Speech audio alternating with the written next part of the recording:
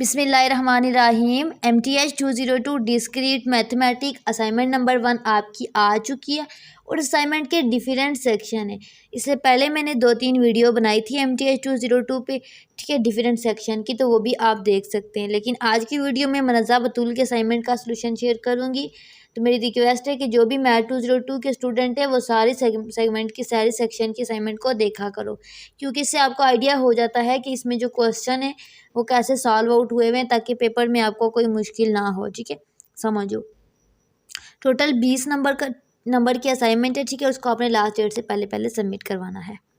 Question number 1, show that the following statement are logically equivalent using law of logic. इसमें law of logic को use करना है और prove करना है कि लॉजिकली इक्विवेलेंट है।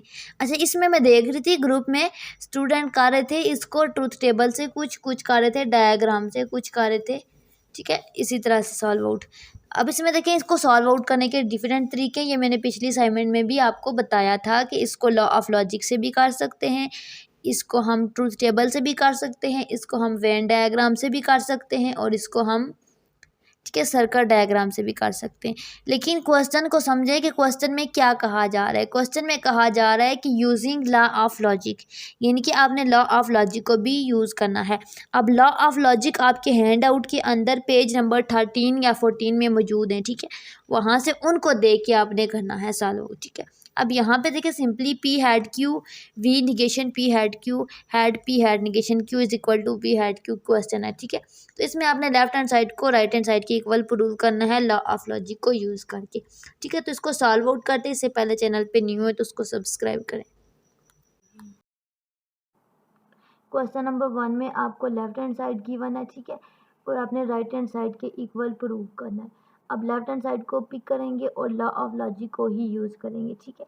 तो यहाँ पे सबसे पहला लॉ कौन सा लगेगा? Distributive law. डिस्ट्रीब्यूटिव लॉ मतलब कि चीज़ों को इलाग इलाग करना, सेपरेट करना। तो यहाँ पे पी है, यहाँ पे भी पी है, तो हम पी को कॉमन ले लेंगे तो हमारे पास क्यू और निगेशन क्यू बच जाएगा, ठीक है, ये, और बाकी टर्म एज इट इज़ आ जाएगी, ठीक है। और साइड पे मैंने प्रॉपर मेंशन किया है कि मैंने यहाँ पे डिस्ट्रीब्यूटिव लॉ यूज़ किया, ठीक है। उसके बाद हमने देखा कि ये क्यू वी निगेशन क्यू एक जैसा हो गया, ठीक है। जब दोनों टर्म एक जैसी हूँ, एक निगेशन में हो एक सिंपल में हो, ठीक है, वी का केस हो, ठीक है, और का केस हो, डिसजंक्शन का केस हो, ठीक है, तो उसमें हम क्या कहते हैं, इसको टी है, ठीक है। तो यहाँ पे हमने इसकी जगह पे सिंपली टी पुट कर दिया, बाकी टर्म एज इट इज़ रहेगी, ठीक है। नेक्स्ट टर्म में जब पी हैड टी आता है, ठीक है, लॉ ऑफ लॉजिक में कोई भी नंबर हो, हैड हो और टी हो, ठीक है, तो आइडेंटिटी लॉ लगता है, उसमें हमारे पास वही नंबर आ जाता है, टी खत्म हो जाता है, ठीक है। तो पी सिर्फ बच जाएगा, टी खत्म हो जाएगा, बाकी टर्म एज इट इज़ आ जाएगी, ठीक है। नेक्स्ट स्टेप में P hat as it is रहेगा और ये चीज़ पूरी आ गई है, ठीक है। अब इसमें हमने आइडेंटिटी, इसमें हमने क्या करना है, इसको फिर दोबारा से डिस्ट्रीब्यूटिव लॉ लगाना है यहाँ पे, ठीक है। ये यहाँ पे आइडेंटिटी नहीं लगेगा, डिस्ट्रीब्यूटिव लगेगा, ठीक है। डिस्ट्रीब्यूटिव में क्या होगा कि ये चीज़ें हमारे पास डिस्ट्रीब्यूट हो जाएंगी। ये पी जो है माइनस पी के साथ इलाग हो जाएगा और फिर ये पी क्यू के साथ इलाग हो जाएगा। अब मैंने क्या बताया था, जब एक नंबर 2 दफ़ा हो, दरमियान में निगेशन हो, ठीक है, हैट का केस हो, तो हमारे पास, ठीक है, सी आ जाता है या टी आ जाता है, ठीक है, यहाँ पे आ जाएगा और नेक्स्ट स्टेप में ये टी खत्म हो जाएगा और ये साइड आंसर आ जाएगी, ठीक है, पी हैट क्यू। और यही हमने प्रूव करना था क्वेश्चन में और ये हमारे पास प्रूव हो गया, ठीक है, 100% करेक्ट सोल्यूशन है। नेक्स्ट है क्वेश्चन नंबर 2। क्वेश्चन नंबर 2 में क्या कह रहे थे, determine whether the following statement is logically equivalence using truth table. अब इसमें प्रॉपर मेंशन किया है कि ट्रूथ टेबल ही यूज़ करना है। इसमें एक ये चीज़ गिवन है, एक ये चीज़ गिवन है, दोनों चीज़ों को सॉल्व करना है और दोनों के आंसर देखने हैं कि क्या बन रहे हैं। अगर तो इक्वल है तो कहेंगे कि इक्वल है, अगर नहीं है तो हम कहेंगे लॉजिकली इक्विवेलेंट नहीं है, ठीक है। तो यहाँ ये, ठीक है, इसमें हमारे पास क्या बन रहा था, ये लेफ्ट हैंड साइड थी, मैंने ब्लू कलर में हाईलाइट की थी, ठीक है, कलर किया था, ठीक है। ये राइट हैंड साइड है, तो मैंने देखा कि दानों की इनपुट जो आउटपुट जो थी ना सेम थी, ठीक है। ये देखिए, फॉल्स फॉल्स ट्रू ट्रू, ठीक है, मैच कर लेना। तो हमने कहा कि ये लॉजिकली इक्विवेलेंट है। अब आइए इसको चेक करते हैं कि लॉजिकली इक्विवेलेंट है कैसे, ठीक है। तो यहाँ पे देखें, ये हमारे पास है क्यू इम्प्लाइज और, क्यू इम्प्लाइज और में क्यू वाला कॉलम देखना है और आर वाला कॉलम देखना है। तो इसमें इम्प्लाइज में होता है कि जब पहली वैल्यू ट्रू हो दूसरी फॉल्स हो तभी फॉल्स होता है, ठीक है। तो पहली वैल्यू ट्रू हो दूसरी फॉल्स हो तभी फॉल्स होता है, ठीक है। बाकी ऐसी कोई कंडीशन नहीं थी, पहली वैल्यू ट्रू हो दूसरी फॉल्स हो, ये भी है, ठीक है, तो फॉल्स होगा। उसके अलावा बाकी जितनी भी कंडीशन में उनमें ट्रू आ जाएगा, ठीक है, ऐसे। अब हमने next P implies Q implies R निकालना है, तो P वाला कॉलम हाईलाइट करेंगे, ठीक है, और Q इम्प्लाइज R वाला कॉलम हाईलाइट करेंगे, ठीक है। अब हमने क्या करना है, देखना है पहली वैल्यू ट्रू हो दूसरी फॉल्स हो, ठीक है, तो हम कहते हैं कि फॉल्स है, ठीक है। बाकी सारी कंडीशन में ऐसी कोई कंडीशन नहीं थी, ठीक है, तो हमने बाकी सबको क्या कहा कि ये हमारे पास क्या है, ट्रू है, ठीक है। ये चीज़ फाइंड आउट कर ली, एक साइड फाइंड आउट कर ली। अब हमने दूसरी साइड फाइंड आउट करनी है। दूसरी साइड में हमें क्या फाइंड करना था, P हैड Q, ठीक है, P हैड Q यानी कि P वाला कॉलम, Q वाला कॉलम और उसका कंजक्शन, उसका A, उसका हैड, उसका एंड, ठीक है, सारे नाम एक ही चीज़ के, ठीक है। तो हमारे पास जब दोनों वैल्यू ट्रू होंगी तभी ट्रू होगा, ठीक है, दोनों इनपुट ट्रू होंगी तभी आउटपुट ट्रू होगी। बाकी ऐसी कोई कंडीशन नहीं है जिसमें दोनों ट्रू हों, इसलिए बाकी सारी फॉल्स हो जाएंगी, ठीक है। अब अपने इसका इम्प्लाइज लेना है और के साथ, ठीक है, तो आपने ये वाला कॉलम देखना है एक, ठीक है, और एक आपने और वाला कॉलम देखना है।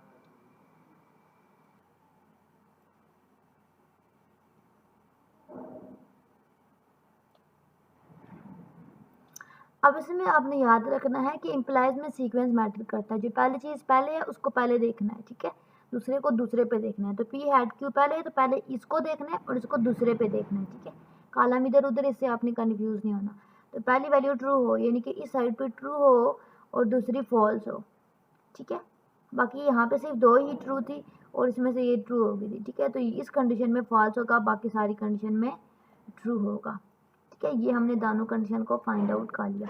अब हम चेक करते हैं, अब यहाँ पे आपने इंग्लिश में लिख लेना है, let us check is are both side equal, ठीक है, ऐसे आप इंग्लिश लिख लेना, थोड़ी सी राइटिंग स्टाइल चेंज करना, सेम एज इट इज़ नहीं लिखना। आंसर तो आपको पता है मैथ का सेम ही होगा, ठीक है, लेकिन बाकी थोड़ा सा राइटिंग स्टाइल आपकी जो एडिटिंग वगैरह है वो थोड़ी चेंज होनी चाहिए। इस ऊपर वाले को बोल्ड कर दें, इसको सेंटर में कर दें, इसको साइड में कर दें, ठीक है सारा। तो ये देखिए हमने दानों के आंसर मैच किए तो 100% दानों की आउटपुट सेम थी, ठीक है। इट्स मीन कि हमारे पास लेफ्ट हैंड दोनों साइड इक्वल है, तो हम कहेंगे yes they are logically equivalent, ठीक है। अच्छा, क्वेश्चन नंबर 3 में ये आपको आर्गूमेंट गिवन था और आपको कह रहे थे कि आपने सॉल्व आउट करना है, इसको प्रूव करना है या अपनी बताना है इसकी वैलिडिटी को चेक करके कि ये क्या है, वैलिड है या इनवैलिड है, और ट्रूथ टेबल को ही यूज़ करना है, इनके टेबल बनाना है। तो सबसे पहले इसकी कंडीशन को देख लेते हैं कि इसकी कंडीशन में है क्या। इसकी पहली कंडीशन है आई गेट ईद बोनस, ठीक है, I sell my watch, I will buy a new dress, ठीक है, 3 कंडीशन है, ठीक है, 3 बातें हो रही हैं। तो एक को P का नाम दे दिया, एक को Q का नाम दे दिया, एक को R का नाम दे दिया, ठीक है। अब हम इनके प्रीमाइसिस को देखेंगे और कंक्लूजन को। अब हमें कैसे पता चला कि ये प्रीमाइसिस और कंक्लूजन है, क्योंकि हमारे पास ये 3 डॉट लगे हुए थे।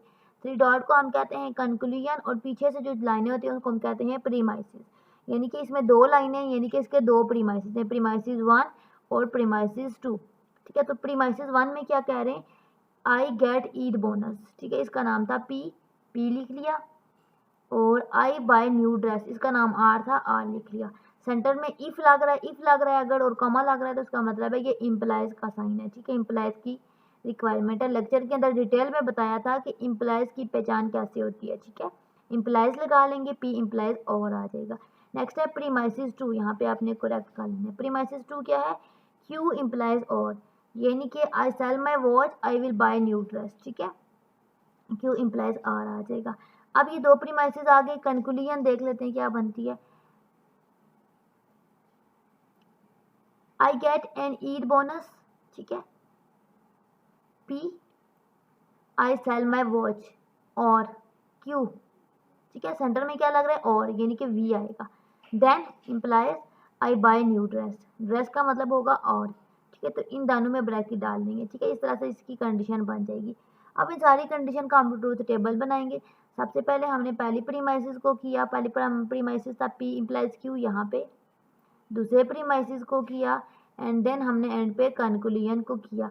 अब हमने चेक किया कि आंसर क्या आता है, तो हमने देखा कि हमारे पास यहाँ पे जब प्रीमाइसेस सारे ट्रू होते हैं, ठीक है, आर प्रीमाइसेस और ट्रू, तो कंक्लूजन ट्रू होती है, ठीक है। यानी कि यहाँ पे ये जो मैंने ब्लू कलर में किया, यहाँ पे सारे प्रीमाइसेस भी ट्रू थे और इनकी कंक्लूजन भी ट्रू थी, ठीक है। ये कंक्लूजन का कॉलम है और ये P1 ये P2 का कॉलम है, ठीक है, सारे ट्रू थे। तो हमने कहा कि यहाँ पे ये आर्गूमेंट वैलिड है।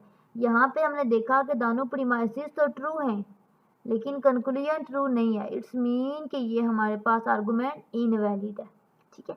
तो बाकी को छोड़ दें, बस आपने यही बताना है। और दूसरा तरीका मैंने आपको बताया था कि इसका कंजक्शन लेके उनको सारे प्रीमाइसेस का कंजक्शन लेके इम्प्लाइज लेंगे, ठीक है, कंक्लूजन के साथ, ठीक है, इस तरह से तो आंसर ट्रू आएगा। तो हम कहेंगे कि ये वैलिड है।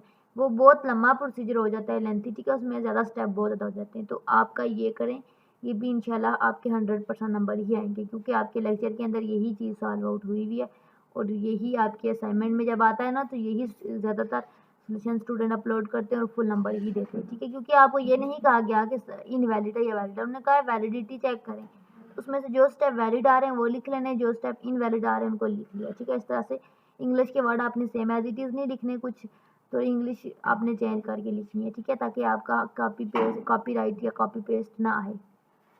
नेक्स्ट है क्वेश्चन नंबर 4। इसमें आपको ये कंडीशन गिवन थी और कहा गया था मेंबरशिप टेबल के अकॉर्डिंग लेफ्ट हैंड साइड को राइट हैंड साइड के इक्वल प्रूव करें।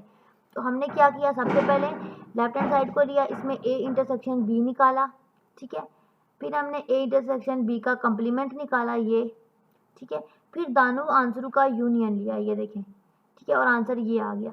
अब हमने मैच किया कि ये लेफ्ट हैंड साइड है, ठीक है, राइट हैंड साइड पे क्या था, ए। अब हमने मैच किया कि क्या लेफ्ट हैंड साइड और राइट हैंड साइड का आंसर सेम है, तो देखा कि 100% सेम है, इट्स मीन कि left hand side right hand side के इक्वल है, ठीक है। अब चेक कर लेते हैं कि इसको किया कैसे है। देखें, सबसे पहले ए के बी का कम्प्लीमेंट, बी के कम्प्लीमेंट में क्या होता है, जो चीज़ें बी में होती हैं वो कम्प्लीमेंट में नहीं होती। यानी कि अगर बी में हमारे पास 1 है तो आउटपुट 0 होगी, अगर 0 है तो 1 होगी, 1 है तो 0 होगी, 0 है तो 1 होगी, 1 है तो 0 होगी, ठीक है, 0 है तो 1 होगी, ठीक है। अब अपने क्या करना है, इसका इंटरसेक्शन लेना है, किसका, ए का और बी का, ए वाला कॉलम एंड बी वाला कॉलम। तो इंटरसेक्शन में जब दोनों आउटपुट 1 होंगी, इनपुट 1 होंगी, तभी आउटपुट 1 होगी, ठीक है। यहाँ पे भी और यहाँ पे भी 1 होगी, यानी कि इस दो कंडीशन में 1 आएगा, बाकी सारी कंडीशन में 0 आएगा। समझ आ गई है, ठीक है। अब हमने ए इंटरसेक्शन बी का कंप्लीमेंट लेना है, यानी कि ए वाला कॉलम और बी के कंप्लीमेंट वाले कॉलम का इंटरसेक्शन लेना है। तो यहाँ पे हमने देखा कि ये और ये इनपुट 1 थी तो आउटपुट 1 है, ये और ये इनपुट 1 थी तो आउटपुट 1 है, बाकी सारी आउटपुट 0 होंगी, ठीक है। ये है ए इंटरसेक्शन बी का कंप्लीमेंट। अब हमने क्या किया एंड पे कि दोनों जो चीज़ें फाइंड आउट की हैं उनका यूनियन ले लिया। अब हमारे पास क्या आ गया, ए इंटरसेक्शन बी और ये, ठीक है, यानी कि ये और ये इन दोनों का यूनियन, तो दोनों कॉलम का यूनियन ये। तो यूनियन में बेसिकली क्या होता है कि जब दोनों आउटपुट 0 होती हैं तभी 0 होता है। तो यहाँ पे ये लेक्चर के अंदर डिटेल में मैंने बताया हुआ, लेक्चर आप ज़रूर लें, ठीक है। तो ये 0 होंगी तो 0 होगा, दोनों आउटपुट इनपुट 0 होंगी तो आउटपुट 0 होगा। बाकी सारी कंडीशन में किसी में एक साइड पे 1 था, एक साइड पे 0 था, यहाँ पे एक 0 आएगा, ये बाय मिस्टेक 2 टाइप हो गए, ठीक है। तो इसको भी करेक्ट कर लेना, ठीक है, 1 1 1 1 आ जाएगा, ठीक है। अब हमने चेक किया था, चेक तो हमने पहले ही कर लिया था कि दोनों के आंसर सेम आ रहे थे, ठीक है, लेफ्ट हैंड साइड का और राइट हैंड साइड का। तो हमने कहा यस, आगे इंग्लिश में लिख लेना कि yes left hand side is equal to right hand side, ठीक है। ये था आपकी MTH 202 की असाइनमेंट का सोल्यूशन, जिनके सेक्शन इंचार्ज हैं, ठीक है, मुनज़्ज़ा बतूल, ठीक है। इसके 4 क्वेश्चन थे और आपने चारों क्वेश्चन को करना था। आई होप कि ये क्वेश्चन आपके लिए बेनिफिशियल रहा होगा, आपको समझ आ गया होगा। बाकी इस क्वेश्चन से इस असाइनमेंट से रिलेटेड या किसी और सेक्शन से रिलेटेड आपको कोई भी इशू है तो आप मुझे व्हाट्सएप पे फाइल सेंड कर सकते हैं, कमेंट सेक्शन में आप कमेंट कर सकते हैं, ठीक है। बाकी इसकी ऑनलाइन क्लासेस लेनी है तो आप भी कांटेक्ट कर सकते हैं। बाकी वीडियो पसंद आए लाइक करें, शेयर करें, अच्छा सा कमेंट करें और सब्सक्राइब करें और दुआओं में याद रखें। अल्लाह हाफिज़।